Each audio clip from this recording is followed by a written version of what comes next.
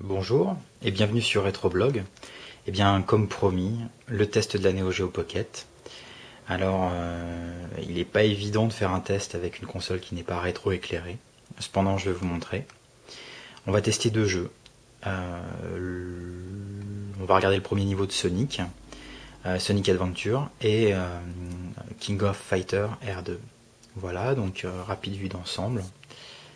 Ok, bah vous n'avez qu'à regarder les photos sur mon site. C'est vraiment une belle console. Elle est peut-être un peu grosse, mais elle est petite. En tout cas, elle tient bien en main. Elle fonctionne avec deux piles. Là, vous avez l'emplacement pour les piles mémoire. Voilà. Elle est vraiment très belle. J'ai rencontré pas mal de personnes qui ont été regardées sur mon site et qui ne connaissaient pas cette console et qui m'ont dit que vraiment c'est dommage parce que son look est très sympa et ceux qui l'ont essayé ont pu constater que le joystick est vraiment très très agréable. Il fait un peu de bruit. Vous entendez ? Voilà. Alors je suis désolé pour la lumière, mais c'est clairement pas évident. J'ai essayé plusieurs sources et le problème c'est qu'il y a des reflets comme ça et quand c'est comme ça, ben on voit rien. Voilà, donc essayons cette petite console. J'ai mis Sonic dedans, hein. C'est parti. Donc, je l'allume. On va essayer de faire en sorte que vous puissiez voir et moi aussi.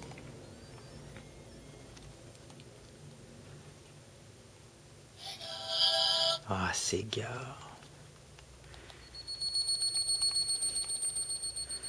C'est clairement pas évident. Peut-être comme ça. Voilà, c'est pas mal ça. On va continuer dès le début. Alors c'est pas évident de filmer, hein. J'ai déjà expliqué plusieurs fois, mais bon, au moins je vous montre. Franchement, le graphisme est plutôt top. Regardez la fleur, le tournesol, il s'anime pas. On n'est pas sur Mega Drive, mais franchement, c'est vraiment joli. C'est bien plus joli que ce qu'on pourra trouver sur une Game Boy Color, par exemple. Puisque c'était la concurrence de l'époque. Ok, si vous avez une GBA, c'est clair que ce sera plus joli.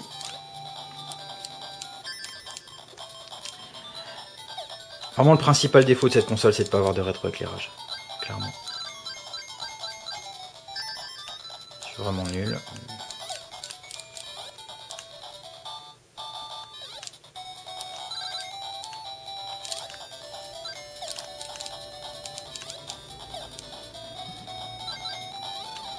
J'ai l'impression d'être Marcus dans level 1, là. C'est pas évident.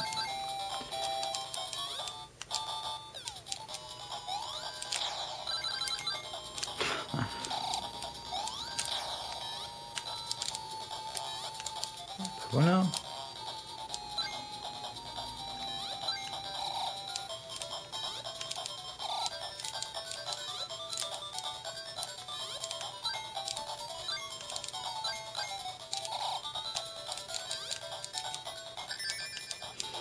Bon, je suis trop nul. Et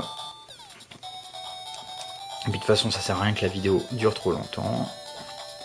Donc ça, c'était notre ami Sonic. Voilà.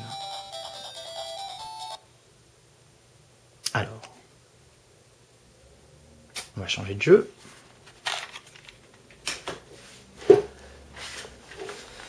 Regardez, les boîtes sont assez sympas.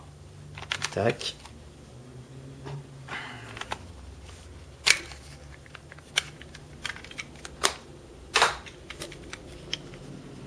Le fameux King of Fighter. Ah, il y a quelque chose que j'ai pas dit mais que j'ai expliqué sur le site, c'est que en fait la première console à être sortie, c'est la Neo Geo Pocket, qui était une console en noir et blanc. Un an après, ils ont fait la version couleur. Ils sentaient le vent tourner. Le truc, c'est que tous les jeux Neo Geo Pocket originaux, donc prévus pour fonctionner en noir et blanc, sont adaptables sur la Neo Geo Pocket Color. Mais c'est un petit peu le même système que les jeux Game Boy sur Game Boy Color, c'est-à-dire que c'est pas très joli. Et Sonic, qu'on vient d'essayer, est un des deux seuls jeux connus ne pouvant tourner exclusivement que sur Neo Geo Pocket Color. Donc il était très beau. Alors là, vous allez voir, c'est moins joli, mais ça reste sympa quand même. Bah, le jeu est très bon, hein, mais c'est vraiment pas évident de filmer et de jouer.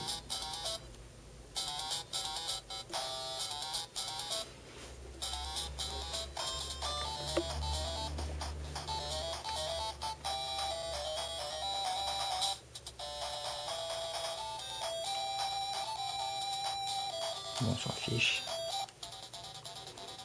Ouais. Beginner. Bon, j'ai pas tout compris. Mais de toute façon, j'ai toujours été nul dans les jeux. Et pourtant, je les adore. Allez savoir.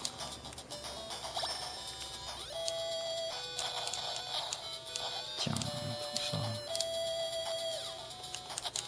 Donc vous avez vu le look des personnages. Un petit corps, grosse tête, très sympa. Bon, vous avez vu les graphismes, c'est quand même top. Hein. En tout cas, les animations sont vraiment bien foutues. Oula.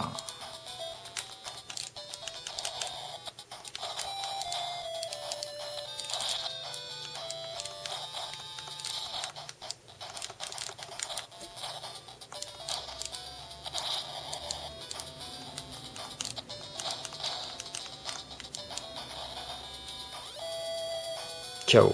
Bon.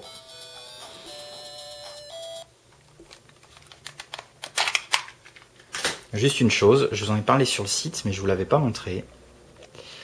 C'est le menu de démarrage. Normal, je commence par la fin.